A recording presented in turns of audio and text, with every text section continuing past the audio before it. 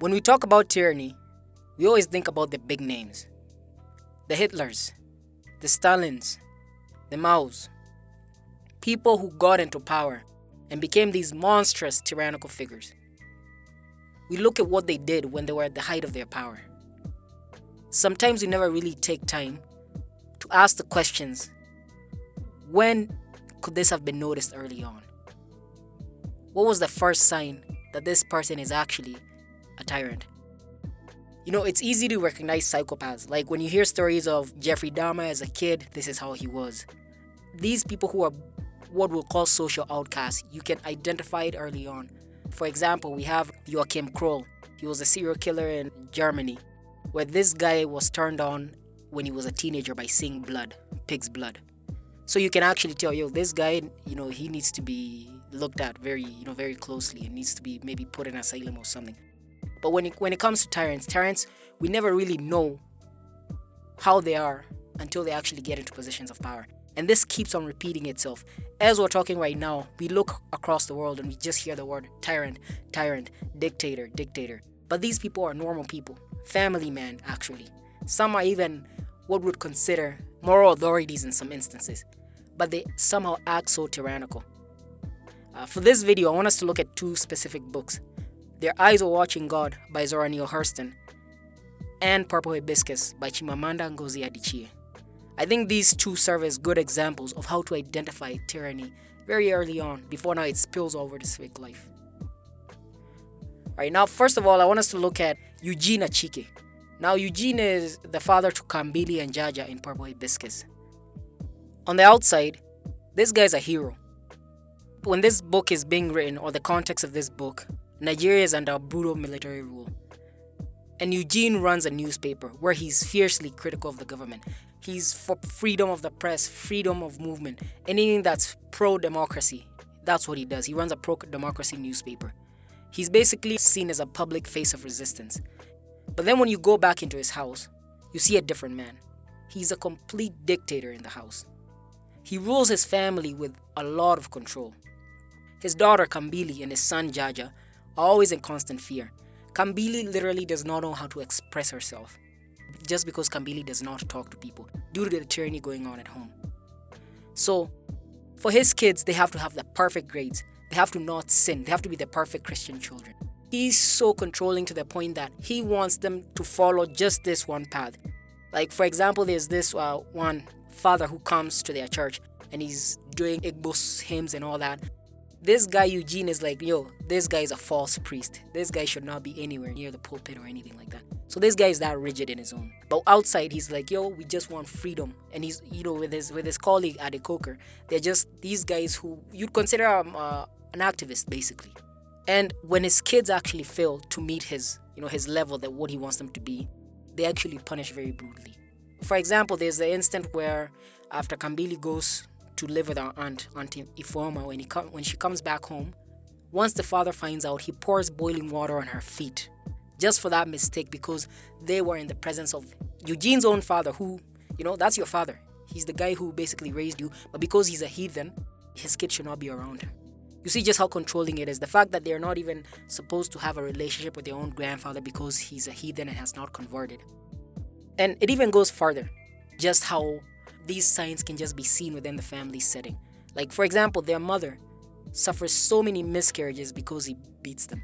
Now, the kids don't realize that early on. They just hear their mom always has these miscarriages and all these things, but they've never really figured out what's going on until later. Now, when they've gone away from their aunt, they come back and they see their mom is swollen, and they start remembering, the reason our mom kept on miscarrying is because our father used to beat her so much. To add to that, one thing about tyrants, they're very controlling and they're very manipulative. For example, when this guy beats his kids, he cries, telling them, hey, beating you is actually hurting me even more. You guys sinning is hurting me so much. It's sort of, the idea, I'm beating the sin out of you. It's not you I'm beating, it's the sin out of you. But you see, he even gets emotional and cries once he beats his kids. In this way, Kambili especially feels like, our father just wants the best for us. He loves us so much. That's why he beats us all the time. That's why he wants us to live in this way. And you can see how manipulative that becomes. Now, when you think about that, the public itself sees this guy as a liberator. Because at no point in time does the public see this guy beating his kids this way, this guy controlling his wife this way. So, in the public's eyes, this guy, he's the man. He's the one who's fighting for our rights. Now, let's say, for example, this story goes on in a different way than what happened, and some revolution comes about, and he's one of the leaders of the revolution, and becomes one of the leaders. So, they've overthrown the government, and now they're the ones in charge. The question you ask about this, would this guy be tyrannical now towards everybody, or would he keep that tyranny at home? That's a question you ask, because when you look at it, especially in the African context, and even maybe much of the Eastern world, presidents or leaders of a country are considered fathers of nations. So that is a theme of you being the president, you're basically considered the father of a nation. And now look at how Eugene as a father, how he treats his family. Now he's become the father of the nation. How do you think he would treat the nation? I would hazard a guess and say that people will be shocked at how he'd be treating them, because they knew this guy stood for freedom. But now he's come into power. How is he treating them now? Because now he is the father of the nation. The family is the first point of governance. The father is the president of the household, basically, traditionally. And the way somebody treats their family, when no one is watching, is probably the blueprint for how they'll treat a nation. Not even a nation, that could lead even into work, because we're not told much about his relationship now with the other colleagues except Adichie, who unfortunately dies because of a bomb. But if he was running a company, how do you think he would treat his workers? If he was in charge of, a town, say he was the mayor of a town, how do you think he would treat people? So that's the question you ask. If somebody is tyrannical in the household, and which are these signs for you to identify early on? Because if he decided to run for office, there's no way that Kambili and Jaja and the mother would be like, this guy cannot become president. They would show up for the pictures. They would, be waving for the camera, smiling. But deep down, there'll be a fear. So that's one character to analyze. Now, the other character that we want to analyze is Jodie Starks from Their Eyes Are Watching God. When Janie first meets him, he's her hero. Because at this point in time, she's been married to Logan Killix. Now, Logan Killix is an old guy who basically treats her like a farm mule, for lack of a better word. Because he calls her lazy and he just wants a wife to be working. She doesn't love him at all. She was basically forced to marry him by her grandmother. But now she's trapped in this marriage and she's looking for something more. So when Jodie comes to town, he's this smooth talking guy, he has money. She basically falls in love with this guy. And he's like, yeah, let's go to this place down south and we start a new life. We're going to build a pro-black town, where we can be free man over there. And she follows him. Now when they get there, they have this big dream. He's going to take her to build a new town, Eatonville, and create a new future. He is the promise of freedom for her. And he does it. He becomes the mayor. He's the public face of success and benevolence. He looks like he's all about empowerment, because when he gets into this town, it's like, nothing much is going on in there. He just buys more acres, he sets up a shop, all these things. He's bringing basically development. People admire this guy. As soon as he's in that position of power, he starts to control. He starts telling Janie, hey, you need to cover your hair. Other men are, admiring you. Hey, Janie, I don't want you speaking with these locals. They usually play checkers on the porch. So it's like Janie actually wants to interact with people, to play with them. But he's like, yo, Janie, you're the mayor's wife. You cannot be doing those things. So basically to him, Janie should just be an ornament. The trophy. This is what the mayor's wife looks like, but she should not speak. Actually, there's an instance where they're having a ceremony and one of the persons in the crowd says they want to hear the mayor's wife speak. And this is what Jodie says: I didn't marry her to make speeches. So basically he's saying, yeah, her job is not to speak, her job is to stay silent and look nice so people can say the mayor's wife is beautiful. Now, in that specific instant, Janie doesn't even want to make this speech in the first place. But she does want the agency to say, hey, I don't know how to make speech. And that's how tyranny works, because it's not the freedom to just do whatever I want. It's the freedom to make a choice of whether I want to do it or not want to do it when you look at it. Because just because you have freedom doesn't mean you're going to do everything. And tyrannical governments or tyrannical leaders do not give you that choice. And you can see Jodie acting in that way, because he just takes away her agency to basically make any decision for herself. Now, he doesn't just control Janie. We start to see it leak in the governance. He exiles Henry Pitts, Now this guy has been caught stealing, but the manner in which he exiles him is, that's complete control, and it's basically what the old masters would do. So the town folk start saying, yeah, this guy is basically behaving like the slave masters would behave. Now, I'm not saying that it's a good thing that Henry does that, but it's the manner in which he enacts the justice. There is really no procedure followed up. Oh, hey, look, this guy stole, this is what we're going to do, this, or we're going to have a jury or a couple of people do this. No, I am the mayor, I decide everything. I don't care what anybody else says. Unlike Eugene, who never gets to the point where he's now in positions of power, Jody actually does get to a point and he's in a position of power. And we can see, the tyranny, how it's leaking, how it's showing. So imagine he moves from being mayor, he goes to become governor. He goes up the ranks. Now he's in positions where he can exert more power. Imagine now how he would treat people. So let's look at the pattern here. Both Eugene and Jody are liberal, or at least benevolent in public. But in private, they are very tyrannical. For example, for 20 years, Jody is married to Janie. She's the good housewife. It's only after 20 years where she starts to rebel and, confront him, that he beats her.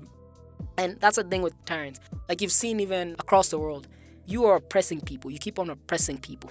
But the moment they stand up for their rights, blood on the streets. It is very symbolic because she has been taking it for 20 years. That's a long time. But the one moment she speaks up, she's beaten brutally. These two men, they share the same instincts: control, suppression, and this performative leadership. They use the same manipulation. I'm doing this for you, this for the best. You don't need to do that, I can do that for you. There's also something very similar with them. Just like a lot of tyrants in the past, bar a few, they do have this overtly religious theme going on. You look at a character like Eugene. Eugene wants them to be perfect Catholics. Not for their souls or for their own good, to be seen as good Catholics. Because when you look at Auntie Efoma and how she's also a practicing Catholic, but it's a very free house in how they practice it. They're not so rigid. But Eugene is like, yo, you have to be this. You have to follow what Father Benedict says. All these other fathers who are not white, forget about them. Let's follow what this white guy says. So you see, it's more of a rigid religious system that they follow, and they want you to follow it, not because it's going to help your soul or anything like that. It's more like this is how it should be and you should look like this. When you look at Jody, even though he's not overtly religious in what he does, there's a moment where the new light is being installed in town, and he says, let it shine, let it shine, let it shine. Almost being like, I have brought you light. I am a symbol of God. I am a symbol. And that is a hymn, a Christian hymn. But it's also showing like, look at me. I am one of the saints. I am one of the good guys who's come. So you do get the view that you'd look at him like, hey, this guy's the good guy. He's the good guy against the evil. He has brought the light. We see this cycle in history all the time. You think about revolutionaries who fought oppressive regimes only to become oppressors themselves. Even looking at the past century, you look at what happened during the Russian revolutions. The guy who's coming in and saying, we're going to fix the nation, but gets in there, what happens? We keep following these liberators who end up becoming the very thing they sought to destroy. We elect tyrants and act like we didn't know they would turn out this way.